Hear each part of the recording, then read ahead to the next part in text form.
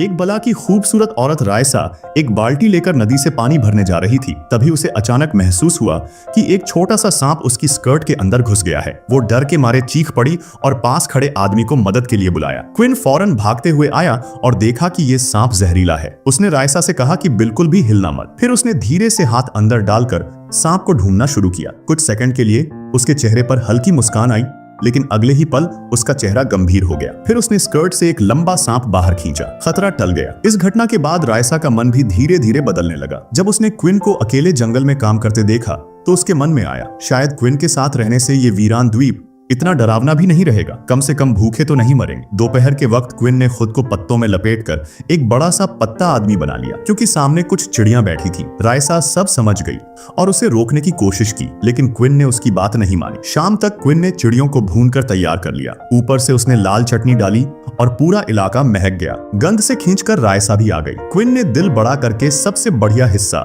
चिड़ी की जांघ, रायसा को दे दी। रायसा ने बिना सोचे एक बड़ा सा टुकड़ा खाया और कहा, ये तो स्वर्ग जैसा स्वाद है। खाने के बाद दोनों ने घर की बनी नारियल शराब पी और समुद्र किनारे बैठकर चेहरा धोया। आसमान की ओर देखा। उम्मीद थी कि कोई विमान ऊपर से गुजरे और उन्हें बचा ले। अगली सुबह रायसा अभी सो ही रही थी कि उसे शोर सुनाई दिया। जब आंख खुली तो देखा एक प्लेन आसमान से उड़ता हुआ जा रहा है। वो खुशी से पागल हो गई और जोर जोर से चिल्लाने लगी ताकि प्लेन उनकी तरफ ध्यान दे। उसने क्विन को उठाने की कोशिश की, लेकिन वो बूढ़ा आदमी अभी भी नींद में था। मजबूरी में रायसा ने उसकी कमर से सिग्नल गन निकाली और आसमान की ओर फायर करने लगी, लेकिन उसी समय क्विन पलटा और गोली गलत दिशा में चली गई। सिग्नल गन की गोली सीधी पास की नारियल के पेड़ में जा लगी और आग लग गई। क्विन भी अब जाग गया, लेकिन अब मुश्किल ये थी कि उनके पास एक ही सिग्नल फ्लेयर था जो अब बेकार हो गया। और सिविल एयरक्राफ्ट तो 6000 मीटर की ऊंचाई पर उड़ते हैं, उन्हें नीचे कुछ दिखेगा भी नहीं। आखिर में दोनों ने तय किया कि जल्दी से पहाड़ की चोटी पर चढ़ते हैं, शायद वहां से कोई उम्मीद जगे। लेकिन जैसे ही वे चढ़ाई शुरू करते हैं, जमीन अचानक फटने लगती है और एक लंबी दरार बन जाती है। जैसे ही जमीन फटी, क्विन भी उसके साथ नीचे गिर गया। ऐसा लग रहा था मानो दोनों किसी अंतहीन गड्ढे में गिर रहे हों। रायसा लगातार फिसलती रही और सीधा एक गहरे पहाड़ी गुफा में जा गिरी। गनीमत रही कि गुफा के अंदर कोई पत्थर या खतरा नहीं था और कुछ ही देर में दोनों पहाड़ी की दूसरी तरफ निकल आए। लेकिन तभी क्विन की नजर पड़ी। एक विशाल जहरीला बिच्छू रायसा के सिर पर रेंग रहा था। क्विन ने तुरंत बहादुरी दिखाते हुए बिच्छू को पकड़ा और जमीन पर पटक कर मार दिया। लेकिन इस पूरी घटना में काफी समय बीत चुका था। जब वे पहाड़ की चोटी पर पहुंचे तब तक आसमान में न कोई प्लेन था न उसकी आवाज। अब चारों तरफ सिर्फ समंदर था। दूर दूर तक कोई इंसान या मदद नहीं। ये नजारा देखकर क्विन का मन टूट गया। वह पूरी तरह निराश हो गया और जमीन पर बैठकर रोने लगा। रायसा ने यह सब देखा तो तुरंत उसके पास आई। उसने बहुत ही प्यार और समझदारी से क्विन को संभाला। उसने कहा, अगर हमें जिंदगी भर इस द्वीप पर रहना पड़े तो भी मैं तुम्हारे साथ रहूंगी, हर पल हर दिन। क्विन का हौसला टूट गया था, लेकिन रायसा ने उसका मनोबल बढ़ाने के लिए एक नई उम्मीद दी। उसने मुस्कुराकर कहा, अगर हम यहीं रहे तो मैं तुम्हें 8 बेटे दूंगी। तुम एक दिन गर्व से बाप बनोगे। दोनों थोड़े उदास मन से नीचे लौटने लगे। लेकिन तभी रायसा, अब जिसका नाम शायद मारिया भी हो सकता है, की नजर दूर समुद्र में पड़ी। उसने देखा कि बहुत दूर एक नाव नजर आ रही है। सबसे रोमांचक बात यह थी कि जो नाव उन्होंने देखी थी वो सच में एंकर डाल रही थी, यानी रुक रही थी। लेकिन अफसोस, उनके पास अब कोई सिग्नल गन नहीं थी। इसलिए उन्होंने तय किया कि पहाड़ से नीचे उतरकर पहले प्लेन से मिले रबर की बोट को लेकर उस जहाज तक मदद मांगने जाएंगे। दोनों रात भर बारी बारी से नाव खेते रहे। आखिरकार सुबह होते होते वे उस जहाज के पास पहुंचने लगे। मारिया की आंखों में खुशी छलक उठी। उसने देखा कि सामने अब एक नहीं 2 नावें हैं। लेकिन जॉन ने जब दूरबीन से देखा तो उसका चेहरा एकदम सख्त हो गया, क्योंकि जो दूसरी नाव थी वो कोई आम जहाज नहीं बल्कि समुद्री डाकुओं, पायरेट्स की नाव थी। अब तक पायरेट्स ने उन्हें नहीं देखा था तो उन्होंने तुरंत दिशा बदल दी और तेजी से वहां से भागने लगे। लेकिन उनकी छोटी सी रबर बोट समंदर में दूर से ही दिख गई और पायरेट्स ने देख लिया। पायरेट्स ने अपनी तेज मोटर बोट से उनका पीछा करना शुरू कर दिया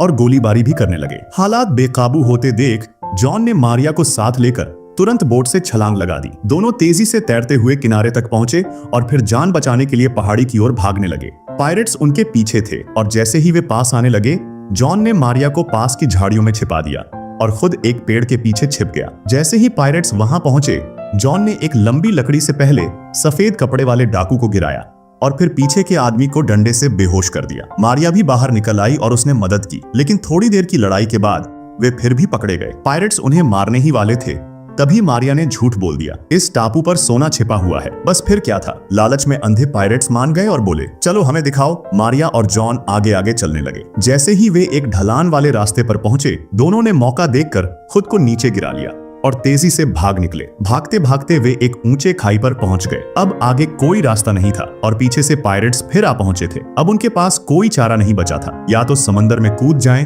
या मारे जाएं। मारिया बहुत डरी हुई थी, कूदने से डर रही थी, लेकिन जॉन ने हिम्मत दी, तुम कर सकती हो, और फिर खुद ही उसे उठाकर नीचे फेंक दिया। समुद्र में पायरेट्स से जान बचाने के बाद जॉन और मारिया एक दूसरे का सहारा लेते हुए किनारे तक लौटे। मौत को इतने करीब से देखकर दोनों भावुक हो गए और खुद को रोक नहीं पाए। उन्होंने एक दूसरे को जोर से चूम लिया, लेकिन तभी जॉन की नजर मारिया के हाथ में पहने हुए एक अंगूठी पर पड़ी। वो ठिठक गया, जैसे कुछ याद आ गया हो। बिना कुछ कहे वो आगे बढ़ गया और मारिया भी उसके पीछे चल दी। वे जंगल की ओर भागते गए। तभी उन्हें एक पुराना जंग लगा हुआ हवाई जहाज दिखाई दिया। पूरा प्लेन बर्बाद हो चुका था, हर पार्ट खराब और बेकार था। मगर जॉन की आंखों में चमक आ गई। उसने ठान लिया कि इसी से वे इस टापू से भाग निकलेंगे। उसने प्लेन के दोनों तरफ लगे भारी लोहे के बॉक्स नीचे गिराए और उन्हें एक साथ बांधकर फ्लोटिंग बोट बनाने लगा, जिसे वे समंदर तक खींचकर ले जाना चाहते थे। लेकिन जल्द ही मुश्किल आ गई। जिस नदी से उन्हें यह फ्लोटिंग बोट ले जानी थी, वो रास्ते में बेहद संकरी और खतरनाक हो गई। आगे एक तेज बहाव वाला झरना था। बोट बहुत भारी थी, इसलिए उसे पानी के सहारे ही नीचे ले जाना था। जॉन ने बिना देर किए फैसला लिया। वो और मारिया एक एक हिस्सा लेकर खुद ही झरने से कूदेंगे। इतना खतरनाक प्लान सुनकर मारिया डर के मारे कांपने लगी। उसने उसे रोकने की कोशिश की, लेकिन जॉन ने उसकी बात सुने बिना अपना फ्लॉट उठा लिया और तेजी से झरने की तरफ बढ़ गया। जैसे ही वो झरने के किनारे पहुंचा और फ्लॉट को धक्का देने लगा, अचानक उसका पैर फिसल गया। भारी फ्लॉट सीधा उसकी पीठ पर जा गिरा। वो दर्द से कराहते हुए खड़ा तो हुआ, मगर फ्लोट फिर से लुढ़कने लगा। जॉन फ्लोट को बचाने में इतना उलझ गया कि खुद की जान की परवाह ही भूल गया। फ्लोट से बंधी रस्सी उसके गले में फंस गई और वो फिसलता हुआ सीधे तेज बहाव वाले झरने की ओर गिर पड़ा। एक पल में ही वह फ्लोट के साथ झरने से नीचे गिर पड़ा, पानी में जोर से टकराया। ये सब इतना जल्दी हुआ कि मारिया को कुछ समझ ही नहीं आया। वो एक जगह जम गई, कांप रही थी। उसकी आंखों के सामने जॉन गिर चुका था और अब वो नहीं जानती कि क्या करना है। गनीमत थी कि झरने के नीचे की झील गहरी थी और वहां काई जमी हुई थी। जॉन थोड़ी देर में ही पानी से बाहर निकल आया। पहले की नाकामी से अब वह सतर्क हो चुका था, इसलिए आगे का रास्ता आसान हो गया। दोनों ने मिलकर बड़ी मेहनत से फ्लॉट को खींच खांच कर आखिरकार समुद्र किनारे तक पहुंचा ही लिया। जॉन के दिमाग में प्लान था, अगर वे फ्लॉट और इस जहाज को जोड़ दें तो एक वाटर प्लेन बना सकते हैं और इस डरावने द्वीप से हमेशा के लिए निकल सकते हैं। दोनों ने पहले समुद्र किनारे लकड़ियां इकट्ठी की, उन्हें रस्सियों से बांधा और एक मजबूत फ्रेम बनाकर झुके हुए पंखों के दोनों तरफ लगाया। फिर जॉन ने एक और मोटी रस्सी निकाली, उसका एक सिरा मारिया को दिया, जिसे उसने विमान के एक सिरे पर कसकर बांधा और दूसरा सिरा जॉन ने एक मजबूत नारियल के पेड़ से बांध दिया। फिर उसने तंग रस्सी को पीछे से खींचना शुरू किया। जैसे जैसे रस्सी खींचती गई, पूरा झुका हुआ जहाज धीरे धीरे सीधा हो गया। अब आगे की मरम्मत करना आसान था। इसके बाद दोनों बांसों के जंगल में गए और मजबूत बांस की छड़ें काट कर लाए। अब मारिया को समझ आ चुका था कि जॉन क्या करने जा रहा है। उनकी आजादी अब बहुत नजदीक थी। वह पूरे जोश से काम में लग गई। जब तक मारिया बांस काट काट कर लाती रही, जॉन ने रेत में 2 बड़े गड्ढे खोद डाले। फिर दोनों ने मिलकर फ्लोट्स को गड्ढों में फिट कर दिया और विमान को धीरे धीरे उनके ऊपर बैठा दिया ताकि गियर फ्लोट से जुड़ जाए। इसके बाद जॉन ने विमान के दोनों किनारों पर बड़े बड़े छेद किए। बांस की छड़ें इन छेदों से पार करके फ्लोट से बांधी ताकि विमान तेज लहरों से टूटे नहीं। शाम तक दोनों का सपना पूरा हो चुका था। एक इम्प्रोवाइज्ड वाटर प्लेन तैयार था जो समुद्र में उड़ सकता था।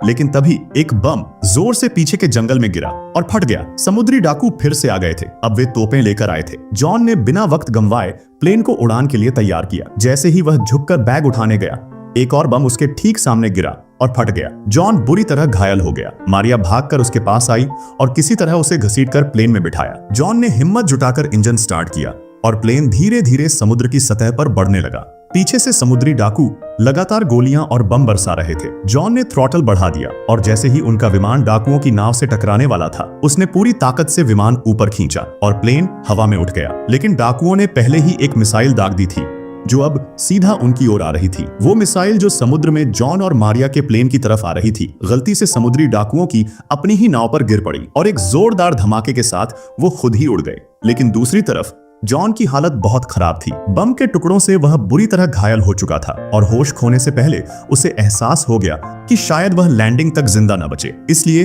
उसने तेजी से मारिया को प्लेन उड़ाना सिखाया, जैसे लैंडिंग गियर कब खोलना है, रफ्तार कैसे कम करनी है और कैसे खुद को शांत रखना है। मारिया ध्यान से सुनती रही। उसकी आंखों में डर भी था और हौसला भी। उधर मुख्य भूमि पर सभी लोग सोच चुके थे कि जॉन और मारिया अब इस दुनिया में नहीं है। उनके लिए श्रद्धांजलि सभा चल रही थी। लेकिन तभी आसमान में एक प्लेन दिखाई दिया। मारिया लगातार वही शब्द दोहरा रही थी जो जॉन ने उसे सिखाए थे। उसने लैंडिंग गियर नीचे किया, प्लेन को धीरे धीरे समुद्र किनारे की ओर मोड़ा और सफलतापूर्वक लैंड करवा दिया। तट पर खड़े लोग दौड़कर उनकी मदद को आए। मारिया के बॉयफ्रेंड ने उसे प्लेन से बाहर निकलने में मदद की, लेकिन दूर खड़ा जॉन ये सब देखकर अंदर से टूट सा गया। पता नहीं क्यों, मगर उसे बहुत खालीपन महसूस हुआ। कुछ दिन बाद मारिया अस्पताल में जॉन से मिलने आई। जॉन ने हिम्मत करके एक सवाल पूछा, क्या हमारे बीच जो कुछ हुआ वो सच्चा था या बस हालात का असर? मारिया थोड़ी देर चुप रही, फिर पूछा, क्या तुमने कभी कुछ महसूस किया? जॉन बिना एक पल गंवाए बोला, हाँ ये सच था, लेकिन हम दोनों की जिंदगी अलग है। मैं न्यूयॉर्क जाकर तुम्हारा असिस्टेंट नहीं बन सकता और तुम भी यहाँ रहकर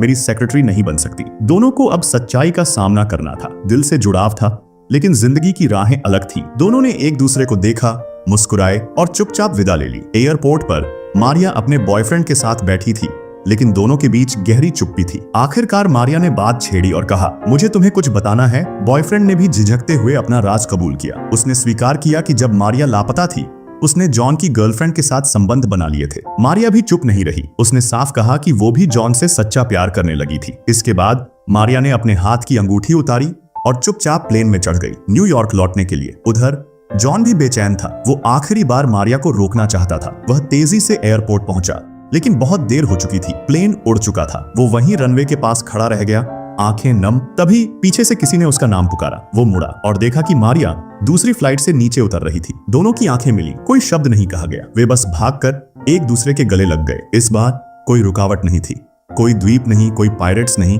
सिर्फ दो दिल जो अब हमेशा के लिए साथ थे। तो दोस्तों, आपको ये कहानी कैसी लगी मुझे जरूर बताएं। और आप भी किसी अपने के साथ सुनसान बीच पर महीनों बिताना चाहते हैं तो कमेंट में हाँ तो लिखना ही पड़ेगा। वीडियो देखने के लिए आपका बहुत बहुत धन्यवाद।